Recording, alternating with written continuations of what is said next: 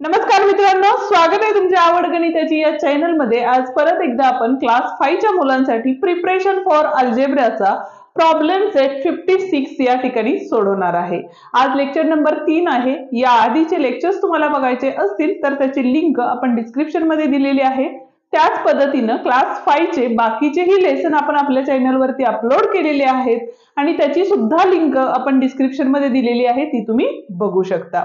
तर मग चला सुरुवात करूया आजच्या लेक्चरला। पण त्याआधी चॅनलवर नवीन आणि पहिल्यांदाच असाल तर चॅनलला नक्की सबस्क्राइब करा, बेल आयकॉन दाबा, जेणेकरून आपले जे नवीन व्हिडिओ येतात त्याची नोटिफिकेशन्स लवकरात लवकर तुम्हाला मिळून जाईल।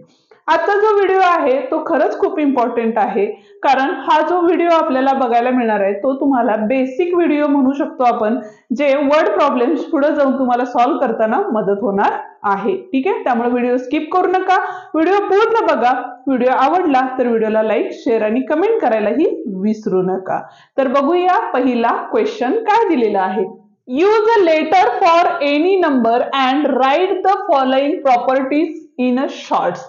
आणि आपल्याला काय करायचं आहे तर एखादं लेटर यूज करून आपल्याला जो गिवन क्वेश्चन दिलेला आहे त्याचे जे प्रॉपर्टीज म्हणू शकतो त्या प्रॉपर्टीज या ठिकाणी आपल्याला राईट करायच्या आहेत। ठीक आहे, लेटर यूज करून। ठीक आहे, आता त्या कशा करायच्या ते बघूया।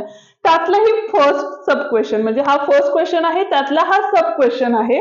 काय आहे बघा, द सम ऑफ। आता सम म्हणजे काय असतं तर ऍडिशन असते, लक्षात घ्या। इथून पुढे हा शब्द तुम्हाला वारंवार येणार आहे, सम ऑफ। ज्या ज्या वेळेला तुम्हाला असं सांगतील की the sum of the two numbers, म्हणजे याचा अर्थ असा होतो की दोन नंबरची ऍडिशन त्या ठिकाणी तुम्हाला करायची आहे। आता इथे काय दिलेलं आहे बघा, the sum of any number. Any number म्हणजे कुठलाही येऊ शकतो, कोणताही लेटर या ठिकाणी यूज करायचा आहे।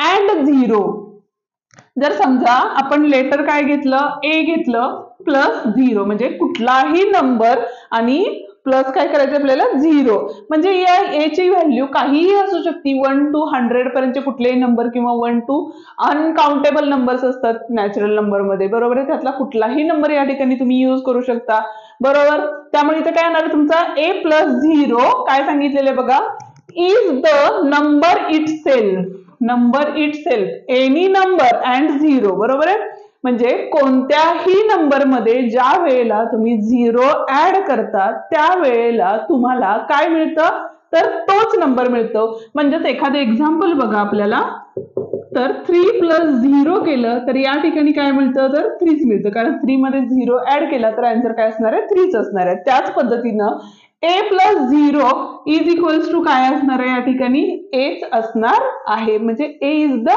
एनी नंबर घेतलेला आहे। Okay, next question, the product of any two numbers.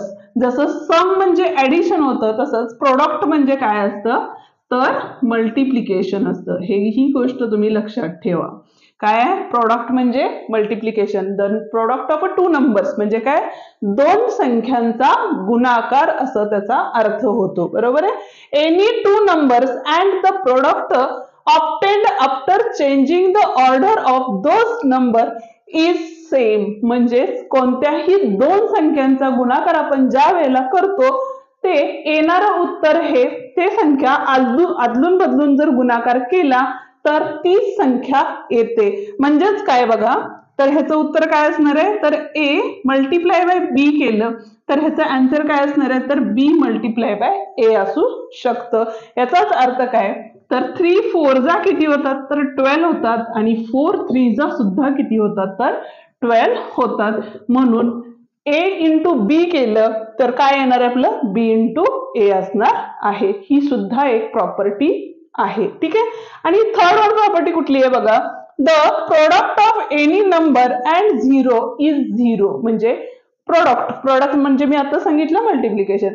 आता प्रोडक्ट ऑफ एनी नंबर म्हणजे काय तर कोणत्याही एका नंबरला काय करू आपण 0 नी मल्टिप्लाय केलं तर आन्सर हे काय असणार आहे 0 असणार आहे। ऍड केला 0 तर आन्सर तेच असणार आहे, पण त्या नंबरला 0 नी मल्टिप्लाय केलं तर आन्सर हे काय असणार आहे आपलं 0 असणार आहे। म्हणजे थर्ड वनचा आन्सर काय असणार आहे, ए इंटू 0 केला तर आन्सर हे काय असणार आहे आपलं 0 असणार आहे।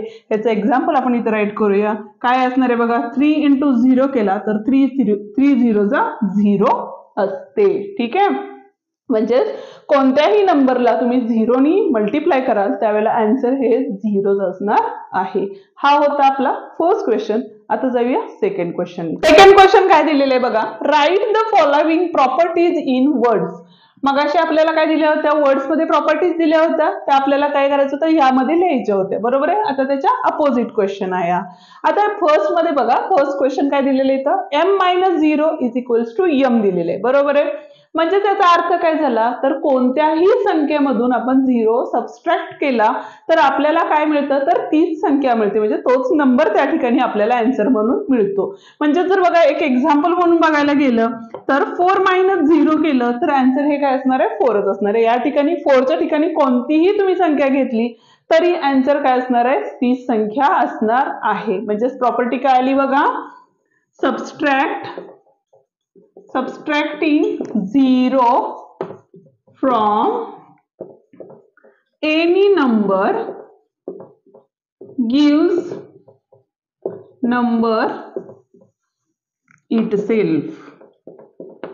म्हणजे त्यावेळेला आपल्याला तोच नंबर आन्सर म्हणून मिळतो. ठीक आहे. आता बघा पुढचं काय दिलेलं आहे, n divided by 1 is equal to n. म्हणजेच कोणत्याही संख्येला ज्या वेळेला तुम्ही 1 नी डिवाइड करता त्यावेळेला आन्सर तुम्हाला काय मिळतं, तर तीच संख्या मिळते, बरोबर आहे.